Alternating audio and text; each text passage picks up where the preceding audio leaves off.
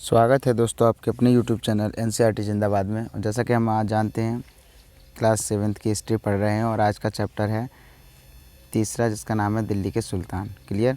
जैसा कि हम जानते हैं अब जो कहानी का जो शुरुआत होती है, हिस्ट्री जो कहानी की तरफ पढ़ी जाती है, आज उसकी स्टार्टिंग करते हैं। ठीक है, तो बिना टाइम वेस्ट किए हुए चलते हैं। हमने अध्याय 2 में देखा कि कावेरी डेल्टा जैसे क्षेत्र बड़े राज्यों के केंद्र बन गए थे। बिल्कुल बन गए थे। जैसे मैंने आपको बताया था, जो कावेरी डेल्टा था उसके पास जितने भी बड़े राज्य थे उसके आसपास, वो सारे के सारे राज्यों के केंद्र बन गए थे। ठीक है, बड़े राज्यों के केंद्र। क्लियर। क्या आपने तब गौर किया था कि अध्याय 2 में ऐसे किसी राज्य का जिक्र नहीं है जिसकी राजधानी दिल्ली रही हो? इसका मतलब क्या है? मतलब उस वक्त जो दिल्ली थी कुछ ज़्यादा अस्तित्व में नहीं आई थी। इसकी वजह यह है कि दिल्ली महत्वपूर्ण शहर 12वीं शताब्दी में ही बना है। क्लियर हुआ? तो दिल्ली की जो इम्पोर्टेंस आई है वो 12वीं शताब्दी में ही आई है अच्छी तरह से। ठीक है, उससे पहले एक सामान्य राज्य हुआ करता था। क्लियर। अब तो तालिका 1 पर नज़र डालिए। पहल तोमर राजपूतों के काल में दिल्ली के साम्राज्य की राजधानी बनी। तो 12वीं सदी के मध्य में तोमरों को अजमेर के चौहानों, जिन्हें चाहमान नाम से भी जाना जाता था, जो चाहमान लोग थे अजमेर के, ठीक है, उन्होंने परास्त किया था। किन्हें? जो तोमर थे उन लोगों को। ठीक है, तो तोमर और चौहानों के राज्यकाल में ही दिल्ली जो था एक वाणिज्य का महत्वपूर्ण केंद्र बन चुका था। ठीक है, समझ के चलना। उसके बाद क्या हुआ कि इस शहर में बहुत सारे समृद्धशाली जैन व्यापारी रहते थे। कहाँ पर? दिल्ली में, जिन्होंने अनेक मंदिरों का निर्माण करवाया। यहाँ दहलीवाल कहे जाने वाले सिक्के भी डाले जाते थे जो काफ़ी प्रचलन में थे। अब इतने में हमको क्या क्या मिला? देखो, सबसे पहली बात ये है, जब हमने अध्याय 2 में देखा था तो कावेरी डेल्टा जैसे बड़े राज्यों के केंद्र जो थे वो केंद्र बन चुके थे बड़े राज्यों के। ठीक है, जो कावेरी डेल्टा था उस जैसे क्षेत्र थे वो। फिर अब आगे चलते हैं। तो लेकिन हमने ये भी देखा था कि वहाँ पर जो किसी भी ऐसे राज्य का जिक्र नहीं था जहाँ पर राजधानी दिल्ली रही हो। बिल्कुल सही बात है। क्यों? ऐसा क्यों था? क्योंकि दिल्ली का जो इम्पोर्टेंस है और जो समृद्धशाली वो जो बना वो 12वीं शताब्दी में ही बना है। ठीक है, अब आगे चलते हैं। तो अब उस वक्त था क्या? तो 12वीं शताब्दी की बात है। तो जो तोमर थे, ठीक है, जो तोमर राजपूत के काल में दिल्ली जो थी उस वक्त तोमरों का उस पर शासन था 12वीं सदी में। ठीक है, 12वीं सदी के मध्य में। तो अजमेर के जो चौहान थे उन्होंने उन्हें परास्त किया। ठीक है, परास्त किया, दिल्ली अपने अधिकार में ली। तो चौहानों के राज्यकाल में ही, मतलब चौहान और तोमर थे उनके राज्यकाल में ही जो दिल्ली था वो वाणिज्य का एक महत्वपूर्ण केंद्र बन गया। मतलब जो वित्त विभाग आप कह सकते हैं एक प्रकार से, जो पैसे वगैरह की जो बात होती थी वो यह एक पूरा अच्छे से केंद्र बन चुका था। इस शहर में सारे समृद्धशाली जैन व्यापारी रहते थे। मतलब दिल्ली में कौन रहते थे? जितने भी जैन व्यापारी थे समृद्धशाली वो सब रहते थे यहाँ पर, जिन्होंने अनेक मंदिरों का निर्माण भी करवाया। उन्होंने मंदिरों का भी निर्माण कराया और यहाँ पर जो एक सिक्के ढाले जाते थे दिल्ली में, उनका नाम था देहलीवाल। ठीक है, जो काफ़ी प्रचलन में थे। इतना है। ठीक है, अब आगे चलते हैं। 13वीं सदी के आरंभ में दिल्ली सल्तनत की स्थापना हुई। मतलब 13वीं सदी के आरंभ का मतलब आप समझ चुके होंगे 1205 या फिर 1201 ऐसे इस टाइप से। तो वैसे तो हुई है, ये समझ लो आप 1205 से स्टार्ट हुई है, तो 13वीं सदी के आरंभ का ही तो हुआ। 13वीं सदी के आरंभ में दिल्ली सल्तनत की स्थापना हुई। इसके साथ दिल्ली एक ऐसी राजधानी में बदल गई जिसका नियंत्रण इस उपमहाद्वीप के बहुत बड़े क्षेत्र पर फैला हुआ था। तालिका फर्स्ट पर अगर हम नज़र डालेंगे तो उन 5 वंशों की पहचान कीजिए जिनसे मिलकर दिल्ली की सल्तनत बनी। तो देखो, अब हम तालिका 1 को देख लेते हैं पहले। ये है तालिका 1। देखो, आप ये देखेंगे जो आरंभिक 12वीं सदी थी, यानी कि जो 1165 के समथिंग, ये देखो तब क्या था? तोमर थे। ठीक है, तोमर पर ये जो चौहान लोग थे इन्होंने इन पर वो किया तो इनके अतिरिक्त आ गई। ठीक है, मतलब इनके अंडर में आ गई दिल्ली। उसके बाद पृथ्वीराज चौहान। फिर क्या हुआ? जो ये थे प्रारंभिक तुर्की शासक, इन्होंने जैसे आक्रमण किया यहीं से स्टार्ट होती है आपकी दिल्ली सल्तनत, यानी कि 1206 से स्टार्टिंग होती है। तो आप देखेंगे कौन कौन से वंशज हैं। तो देखो, दिल्ली सल्तनत में ये पाँच लोग हैं प्रारंभिक तुर्की शासक, 1 2 3 4 5, जो इन्होंने अभी पूछा था, यानी प्रारंभिक तुर्की शासक, खिलजी वंश, तुगलक वंश, सैयद वंश और लोदी वंश। क्लियर हुआ? तो इसका आंसर मिल गया अभी जो इन्होंने पूछा सो उसका। ठीक है, तो देखो अब आगे चलते हैं। पहचान किए जिनसे मिलकर दिल्ली की सल्तनत बनी। तो इन्होंने इन 5 की पूछा था, अभी 5 के हमने आंसर दे दिए। ठीक है, अब आगे बढ़ते हैं। जिस इलाके को हम आज दिल्ली के नाम से जानते हैं वहाँ इन सुल्तानों ने अनेक नगर बसाए। जैसा कि मानचित्र 1 को देखकर देखिएगा, दिल्ली, कोहना, सीरी और जहाँपनाह को पहचानिए। तो अब देख लेते हैं मानचित्र 1 को, ये है। तो इसमें पहचानने में क्या है? देखो कौन कौन सी चीज़ें बताई हैं ना। ये जो है 13वीं और 14वीं सदी में दिल्ली सल्तनत के कुछ चुने हुए शहर हैं। इसमें देखो इन्होंने पूछा है एक तो पूछा था दहलीय कोहना ये रहा, जहाँ पना ये रहा, सीरी ये रही, तो ये सारे इन्होंने बसाए थे। क्लियर, पेज फिनिश होता है, अब आगे चलते हैं। ये है तालिका। तो देखो आपकी जो दिल्ली सल्तनत है स्टार्टिंग होती है 1206 से लेकर, अब ख़त्म कहाँ पर होगी वो आप देख सकते हैं, तो ख़त्म होती है 1526 तक। क्लियर, तो देखो अब आगे बढ़ते हैं, पढ़ते हैं साथ साथ। दिल्ली के सुल्तानों के बारे में जानकारी कैसे मिली? तो हालांकि अभिलेख, सिक्के और स्थापित का मतलब जो भवन निर्माण कला होती थी उसके, इन सब के माध्यम से काफ़ी सूचना मिलती है, मगर और भी महत्वपूर्ण वे इतिहास हैं, तारीख हैं। तारीख कोई अगर बहुवचन बनाए तो तवारीख बोला जाता है, जो सुल्तानों के शासनकाल में प्रशासन की भाषा यानी फ़ारसी में लिखे गए थे। इसका मतलब ये है जो सुल्तान लोग थे उनकी प्रशासनिक भाषा कौन सी थी? तो वो प्रशासनिक भाषा थी फ़ारसी। क्लियर हुआ? ये देखो अब इनकी जो मिलती है वो कैसे मिलती है? तो देखो ये पांडुलिपि के ये उससे मिलती है। तो पांडुलिपि को कैसे तैयार किया जाता था? 4 चरणों में। सबसे पहले कागज़ बनता था, फिर लेखन कार्य होता था, फिर महत्वपूर्ण शब्दों को हाईलाइट करने के लिए सोने को पिघलाकर उसका प्रयोग किया जाता था, फिर जिल्द तैयार करके उसको स्टाम्प के तौर पर उसको सील करके रख दिया जाता था। जैसे देखो इसमें कागज़ तैयार कर रहा है ये व्यक्ति, ठीक है, इसमें लिखाई चल रही है, इस पर वो सोना मतलब पिघलाकर उस पर वो लगाएगा, ठीक है, और ये है ये यहाँ पर जिल्द तैयार कर रहे हैं। क्लियर हुआ? अब आगे चलते हैं। देखो तवारीख के लेखक सचिव, प्रशासक, कवि और दरबारियों जैसे सुशिक्षित व्यक्ति होते थे, ठीक है, जो घटनाओं का वर्णन भी करते थे और शासकों को प्रशासन संबंधी सलाह भी देते थे।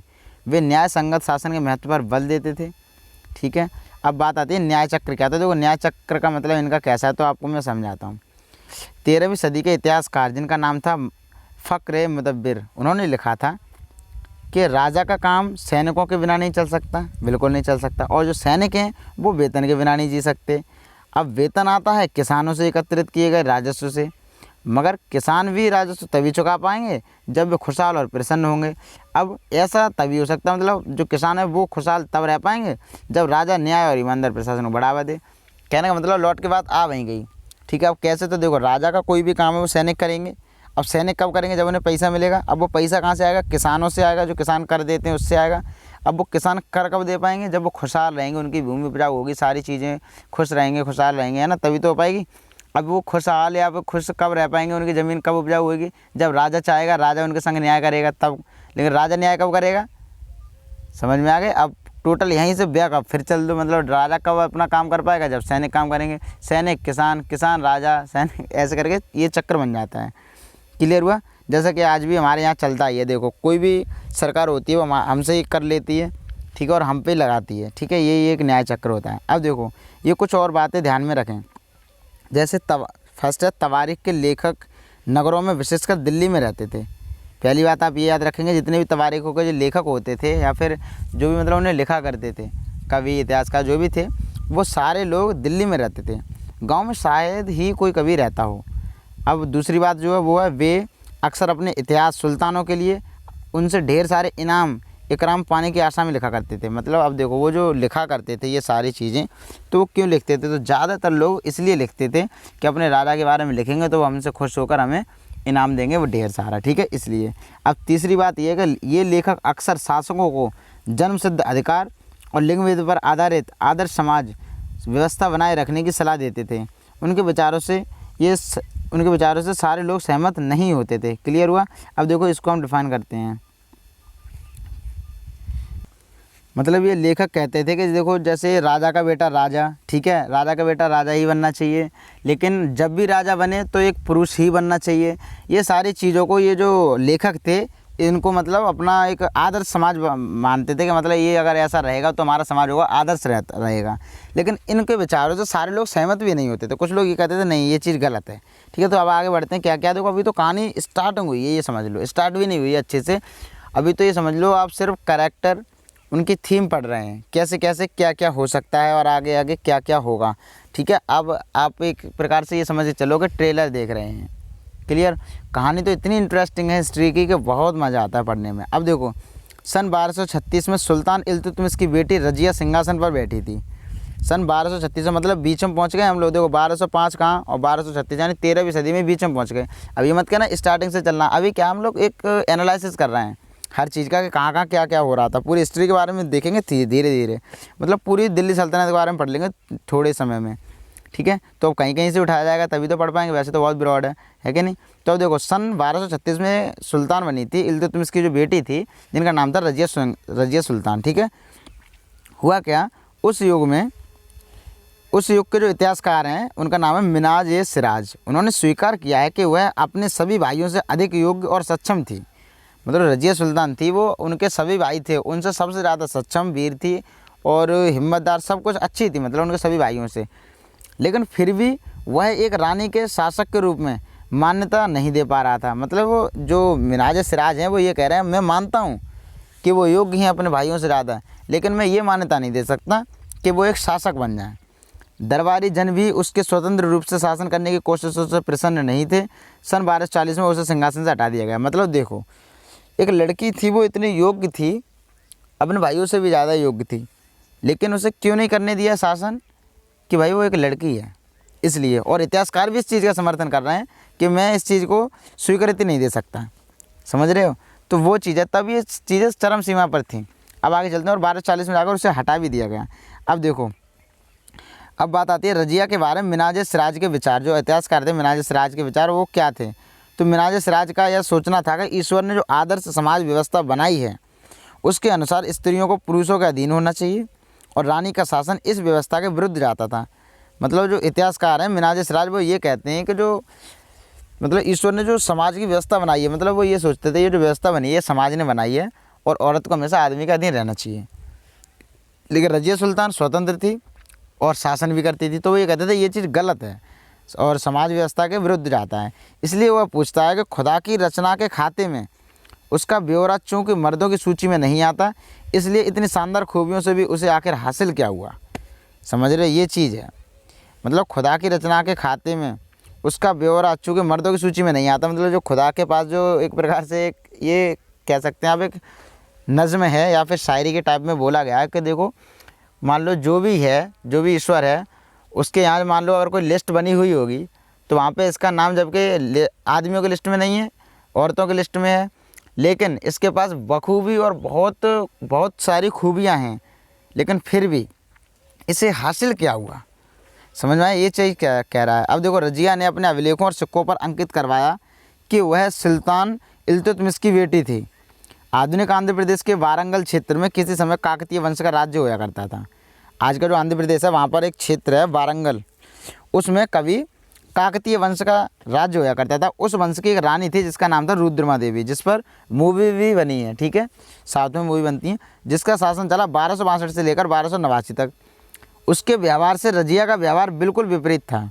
कैसे, रुद्रमा देवी ने अपने अभिलेखों में अपना नाम पुरुषों जैसा लिखवाकर अपने पुरुष होने का भ्रम पैदा किया। मतलब क्या था, जो रुद्रमा देवी थी उसने किसी को ये नहीं बताया कि मैं लड़की हूँ, उसने लड़का होकर शासन किया। समझ में आया। और अपने जो सिक्के थे उन पर भी अंकित यही करवाया कि हाँ भाई वो एक पुरुष है और पुरुषों की तरह मतलब उसने लिखवाया। ठीक है, अब देखो, और सब में ये भ्रम पैदा रखा। एक और महिला शासक थी जिसका नाम था रानी दिद्दा। ठीक है, वो कहाँ की थी, कश्मीर की। अब इनका जो शासन चला, इनका शासन चला था सन 980, मतलब जो 980 थी उससे 1003 तक। उनका नाम जो दीदी है ना, दीदी यानी बड़ी बहन, उससे निकला दिद्दा यानी रानी दिद्दा। ठीक है, जाहिर है प्रजा ने अपनी प्रिय रानी का यह स्नेह भरा संबोधन दिया होगा। बिल्कुल सही बात है, ये कोई नाम थोड़े ना होता है या ना कोई रखता है, ये नाम जरूर वहाँ की जो जनता थी उन्होंने दिया होगा कि रानी दिद्दा। क्लियर। अब बात आती है, देखो लिंग भेद क्या है, जन्मसिद्ध अधिकार क्या है। तो जो लोग इतिहासकार थे वो जन्मसिद्ध अधिकार की बात करते थे, तो उसका मतलब ये है जन्म के आधार पर विशेषाधिकार का दावा। उदाहरण के लिए लोग मानते थे कि कुलीन व्यक्तियों को कुछ खास परिवारों में जन्म लेने के कारण शासन करने का अधिकार विरासत में मिलता है। अब ये लो, ठीक है। और लिंग भेद का मतलब ये था कि स्त्रियों और पुरुषों के बीच सामाजिक तथा शरीर रचना संबंधी अंतर, आमतौर पर यह तर्क दिया जाता है कि ऐसे अंतर के कारण पुरुष स्त्रियों की तुलना में श्रेष्ठ होते हैं। देखो ये चीज़ थी तब की सोच। ओके, अब बढ़ते हैं हम आगे। अब बात आती है दिल्ली सल्तनत का विस्तार, कहाँ से कहाँ तक, तो गैरिसन शहर से साम्राज्य तक। तो कैसे हुआ वो अब देखेंगे। देखो मानचित्र 2 जो है वो शमसुद्दीन इल्तुतमिश द्वारा जीते गए प्रमुख शहर हैं, ये वाले। अब इन चीज़ों को बताना मेरे हिसाब से ज़्यादा इंपॉर्टेंट नहीं है, बट क्योंकि टाइम वेस्ट होगा, वीडियो लंबी खिंचाएगी, ये आप खुद देख सकते हैं। इतने सारे शहर हैं, इनके नाम पढ़ेंगे आप और ख़ुद एनालिसिस करेंगे। ठीक है, अब बात चलती है भीतरी प्रदेश क्या आते हैं। तो देखो किसी शहर या बंदरगाह के आसपास के वे इलाके जो उस शहर के लिए वस्तुओं एवं सेवाओं की पूर्ति करें। ठीक है, कहने का मतलब ये है भीतरी प्रदेश वो होते हैं, एक प्रकार से आप ये कह सकते हो एक ऐसा शहर जो पूरे शहर को एक प्रकार से कह सकते हो कि वस्तुओं मतलब सारी सुख सुविधाएं वहीं से प्रदान हो जाएं, या फिर पूरा शहर उस इलाके पर निर्भर हो, तो उसे भीतरी प्रदेश बोलते हैं। अब गैरिसन शहर जो होते हैं वो होते हैं किलेबंद बसाओ, जहाँ पर सैनिक रहते हैं। क्लियर। अब आगे बढ़ते हैं। तो देखो 13वीं शताब्दी के आरंभिक वर्षों में दिल्ली के सुल्तानों का शासन जो था वो गैरिसनों यानी कि रक्षक सैनिकों की टुकड़ियाँ थीं, उनके निवास के लिए बने मजबूत किलेबंद शहरों से परे शायद ही कभी फैला हो। ठीक है, मतलब जो 13वीं शताब्दी में आरंभिक दिल्ली के सुल्तान थे, तब वहाँ पे जो गैरिसन शहर थे यानी कि वहाँ पर सैनिक रहते थे, तो उससे अलग ज़्यादा नहीं फैला था। ठीक है, शहरों से संबद्ध लेकिन उनसे दूर भीतरी प्रदेशों पर उनका नियंत्रण ना के बराबर था। और मतलब जो एक प्रकार से जो एक ऐसे शहर होते थे जो समृद्ध शहर होते थे, वहाँ से बहुत सारी चीज़ें मिलने की आशंकाएँ रहती थी, उस पर इन शासकों का कोई भी नियंत्रण नहीं होता था। ठीक है, तो फिर भाई इनका गुजारा कैसे होता था, तो देखो पढ़ते हैं। उनका नियंत्रण ना के बराबर था, इसलिए इन्हें आवश्यक सामग्री की मतलब कोई भी आवश्यकता होती थी या फिर रसद आदि के लिए व्यापार करना पड़ता था, या फिर कर यानी टैक्स के रूप में लेना पड़ता था, या फिर लूटमार पर ही निर्भर रहना पड़ता था। मतलब कोई ऐसी व्यवस्था नहीं थी जो कि अपने आप इनका गुजारा होता रहा। इन्हें एक प्रकार से ये कह सकते हो कि इनके हाथ में कुछ नहीं था उस वक्त। ठीक है, तो दिल्ली से सुदूर बंगाल यानी दिल्ली से काफ़ी दूर है बंगाल और सिंध के गैरिसन शहरों का नियंत्रण बहुत ही कठिन था, बिल्कुल था। बगावत युद्ध यहाँ तक के खराब मौसम से भी उनसे संपर्क के नाजुक जो सूत्र थे वो छिन्न भिन्न हो जाते थे। शासन को अफ़गानिस्तान से आने वाले हमलावरों और उन सूबेदारों से बराबर चुनौती मिलती रहती थी, जो जरा सी कमजोरी का आभास मिलते ही विद्रोह का झंडा खड़ा कर देते थे। इन चुनौतियों के चलते सल्तनत बड़ी मुश्किल से किसी तरह अपने आप को बचाए हुए थी। इसका विस्तार हुआ गयासुद्दीन बलबन, अलाउद्दीन खिलजी और मोहम्मद तुगलक के राज्यकाल में सबसे ज़्यादा हुआ। ठीक है, अब देखो कैसे।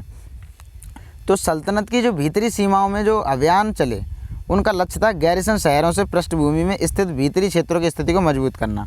मतलब जो अभियान चले थे उनका सिर्फ इतना था कि जो भीतरी जो क्षेत्र हैं, भीतरी प्रदेश जो मैंने अभी आपको बताया वो, और गैरिसन शहर, उन सब तरफ एक साम्राज्य फैलाने का अभियान था।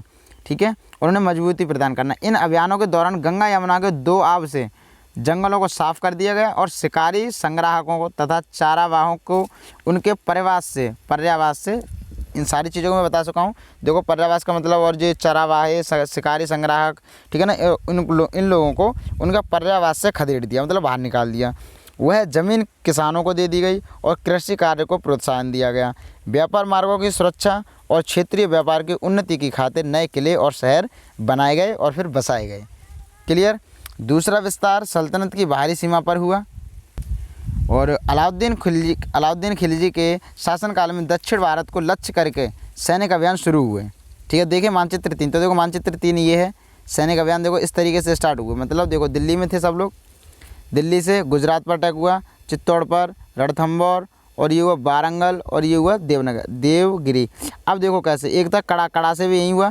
अब यहाँ पर जो आ गए ये लोग, तो यहाँ से कहाँ हुआ ये अब यहाँ पे आ गए, यहाँ से ये, मतलब चारों तरफ इन्होंने अपने सैनिकों से युद्ध करवा दिया और एक तरफ साम्राज्य का टाइप का फैला दिया। क्लियर।